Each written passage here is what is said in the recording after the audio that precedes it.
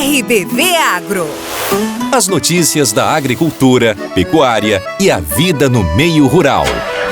RBV Agro.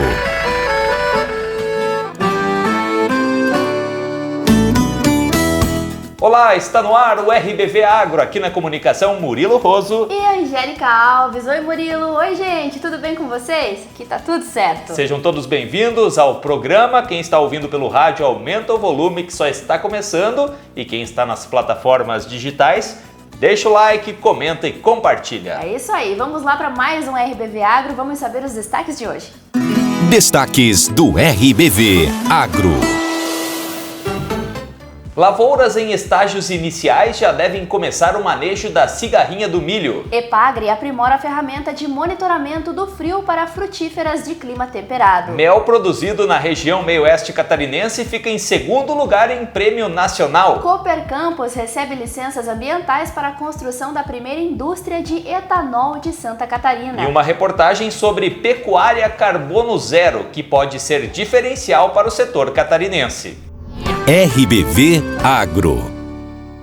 Uma boa notícia para o agro da região meio-oeste de Santa Catarina. A apicultura Tinelli, sediada no município de Salto Veloso, ficou em segundo lugar no prêmio CNA Brasil Artesanal de Mel 2024. O concurso foi promovido pela Confederação da Agricultura e Pecuária do Brasil. O anúncio dos vencedores foi divulgado nesta semana, na última quarta-feira, dia 11, na sede da CNA em Brasília. A Tinelli Apicultura concorreu na categoria Mel Escuro com o mel de melato da Bracatinga e ficou com o segundo lugar e um prêmio em dinheiro de R$8 mil.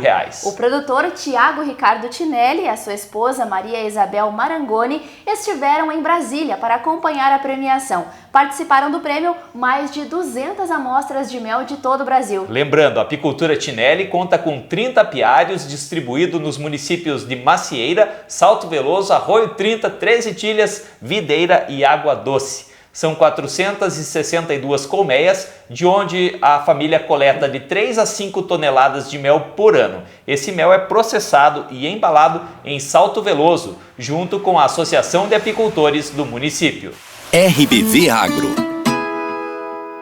Os agricultores com lavouras de milho em estágio inicial já devem começar as técnicas de manejo para controle da cigarrinha do milho. A recomendação é da Epagre, que indica o uso de sementes tratadas e também a aplicação foliar com inseticidas. Isso porque o 5º boletim de monitoramento da cigarrinha do milho em Santa Catarina aponta o crescimento do número de insetos infectados com os protógenos e enfesamentos nas lavouras do grão, que estão em estágio inicial agora. O monitoramento da cigarrinha do milho desse ano teve início na semana do dia 5 até o dia 9 de agosto, ainda na entre safra, e vai seguir durante a safra e também a safrinha, totalizando 40 boletins semanais. A pesquisadora da Epagre responsável pelas análises dos insetos capturados, Maria Cristina da Silva, explica que a média de insetos ainda é baixa, mas requer a aplicação das medidas preventivas para evitar o crescimento da praga.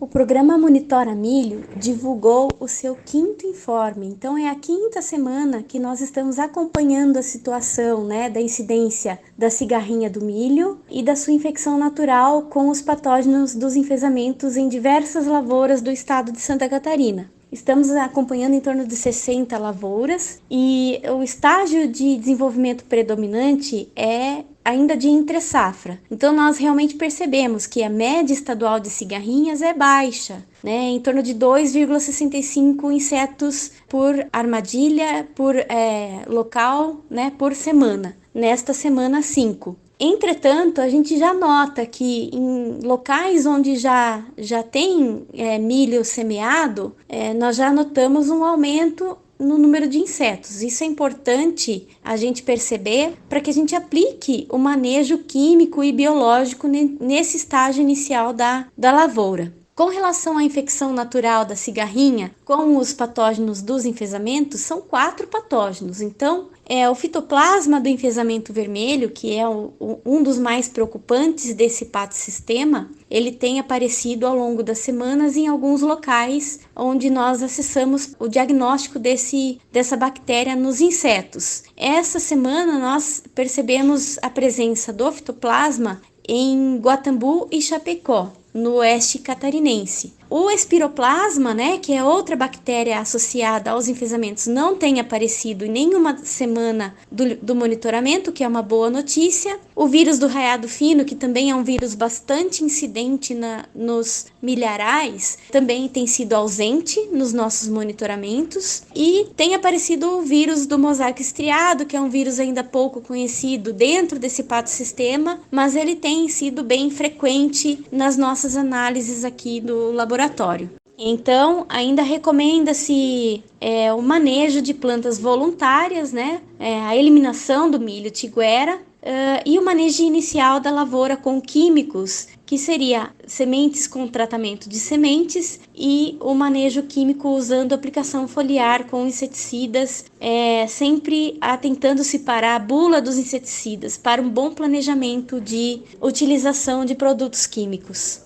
Nosso próximo assunto, a qualidade das frutas de clima temperado, como por exemplo a maçã, depende de diversos fatores, entre eles o acúmulo de horas de frio. Entre o final do outono e também o início do inverno, as fruteiras entram em estado de dormência, quando há uma drástica redução das suas atividades metabólicas e cada frutífera precisa de uma quantidade mínima de frio para sair desse estado. Para auxiliar os produtores no controle dessas informações, a EPAGRE tem uma ferramenta que faz o monitoramento do frio, como explica o pesquisador da EPAGRE Cirã, Ângelo Massigna. A EPAGRE atualizou a página do monitoramento, colocando à disposição mais informações, especialmente para as regiões do estado onde a cobertura de estação meteorológica automática é baixa. Agora, os fruticultores, técnicos e estudantes vinculados ao setor poderão acompanhar o acúmulo das horas de frio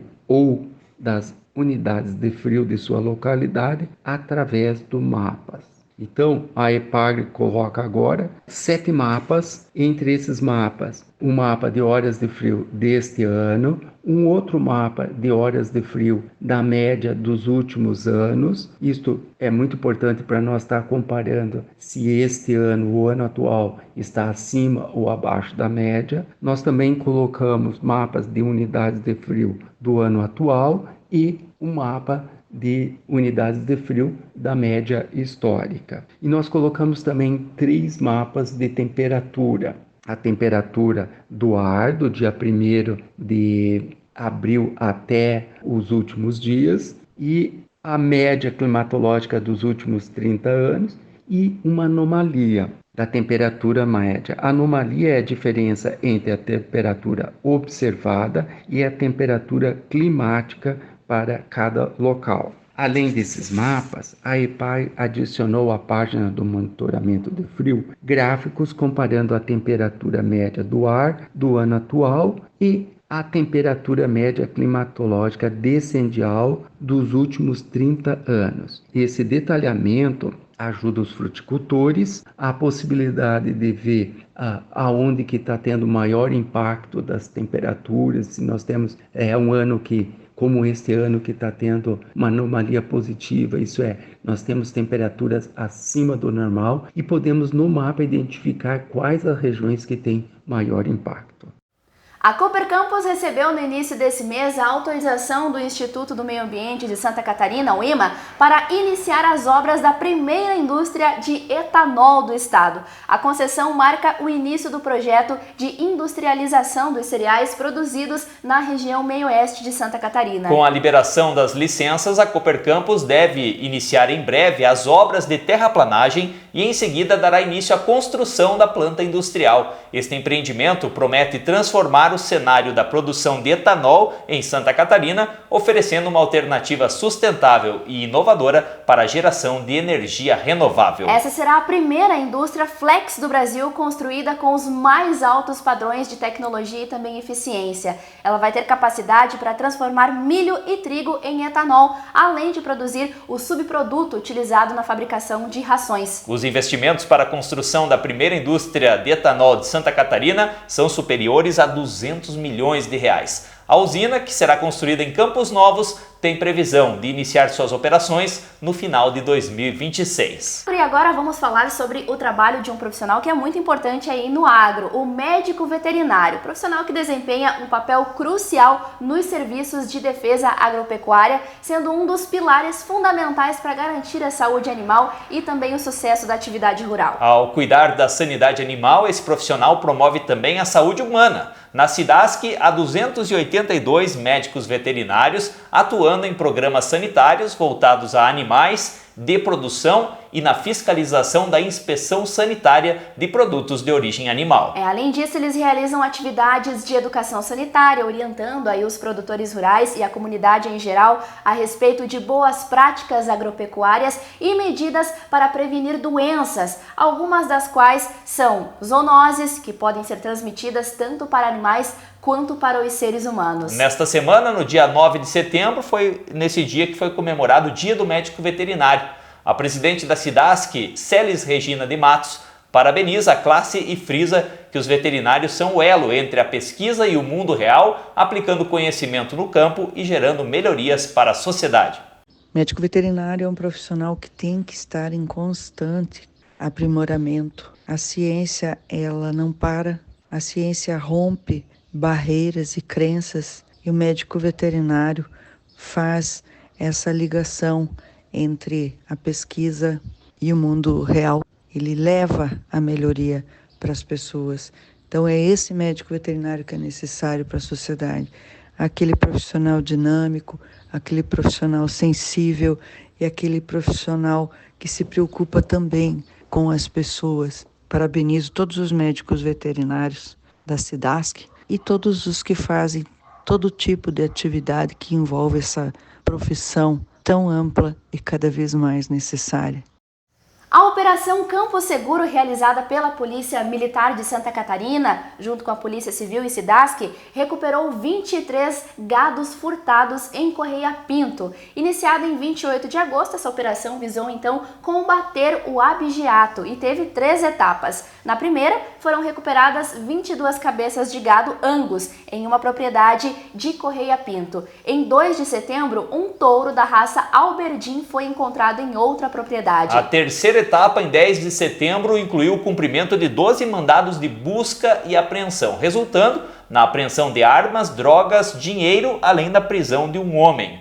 A operação destacou-se por devolver os animais aos seus proprietários e identificar os responsáveis pelos crimes. Nosso próximo destaque, a pecuária carbono zero, que pode ser um diferencial para o setor catarinense. A alimentação dos animais à base de pastagens pode levar a pecuária à redução de carbono, mitigar os efeitos do CO2 na atmosfera e ser economicamente viável. A reportagem é de Carol Denardi. Gás carbono, metano e óxido nitroso são os principais gases causadores do efeito estufa. No Brasil, do total de emissões, aproximadamente 28% tem origem nas atividades de agricultura e pecuária. O metano é o principal gás emitido pelos bovinos durante a digestão. A produção de bovinos de leite e de corte representa 65% da emissão de metano do país. Porém, a pecuária pode se transformar em um sistema de carbono zero ou até mesmo remover o gás carbônico da atmosfera em grande escala. Segundo a EPAGRE, a alimentação dos animais à base de pastagens é uma forma sustentável para o meio ambiente e economicamente vantajosa para a produção de carne e leite. O pesquisador da Estação Experimental da EPAGRE em Lages, Tiago Celso Baldiceira, explica. As pastagens, elas são uma forma de entrada de energia na face da terra, né? Então, a energia que vem do sol, ela entra a partir das pastagens, então ela é sustentável porque a partir da energia do sol, captura gás carbônico e transforma esse gás carbônico que está na atmosfera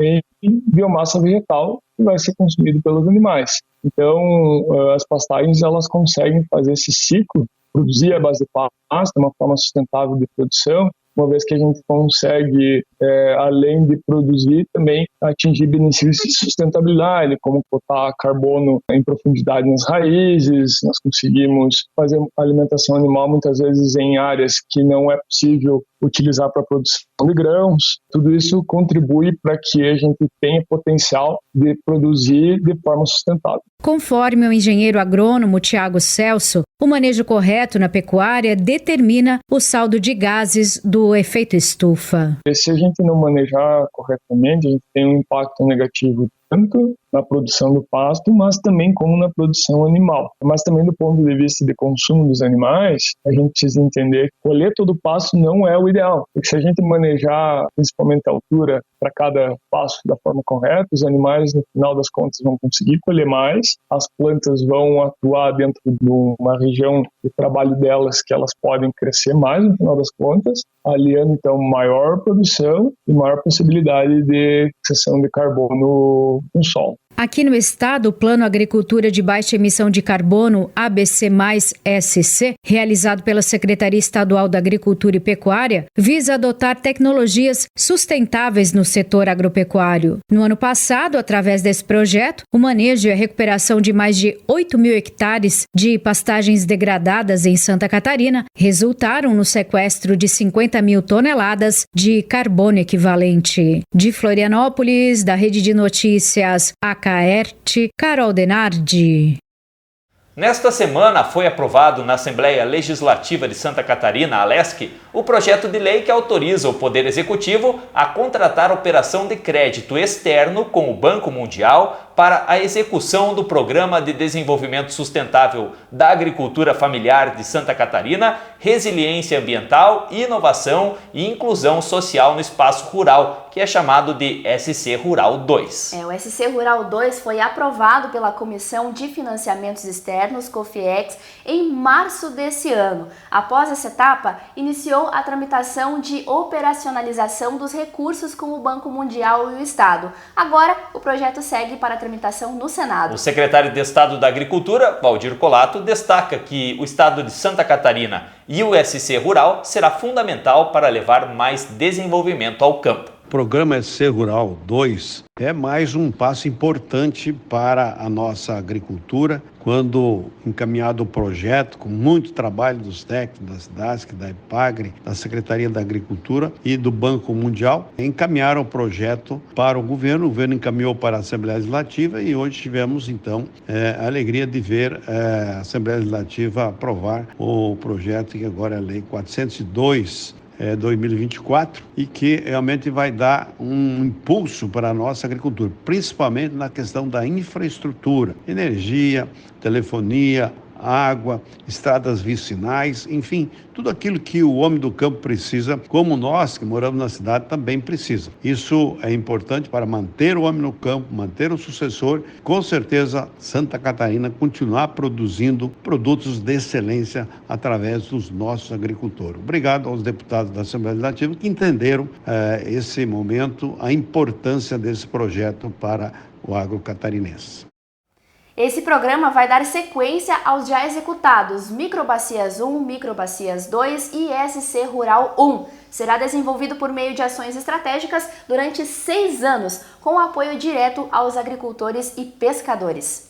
O Ministério de Minas e Energia estuda retomar o horário de verão por causa da seca extrema e da falta de chuvas, que pode levar o país a ter racionamento de energia. A volta do horário de verão é uma das alternativas sendo discutidas agora pelo governo. Ainda não há confirmação se essa medida vai entrar em vigor, nem a previsão de data. Com o horário de verão, o período do dia coberto com luz natural aumenta, o que pode reduzir essa demanda de energia elétrica. O horário de verão foi extinto em abril de 2019 pelo ex-presidente Jair Bolsonaro. O retorno da medida chegou a ser especulada também durante a forte seca do ano passado, 2023. Mas na época foi descartada pelo governo Lula. Técnicos do Ministério de Minas e Energia avaliaram que o nível dos reservatórios hídricos brasileiros estavam altos no ano passado, mesmo diante da seca, e por isso a medida não seria, naquela época, necessária. O ministro de Minas e Energia, Alexandre Silveira, afirma que está em fase de avaliação da necessidade ou não do horário de verão.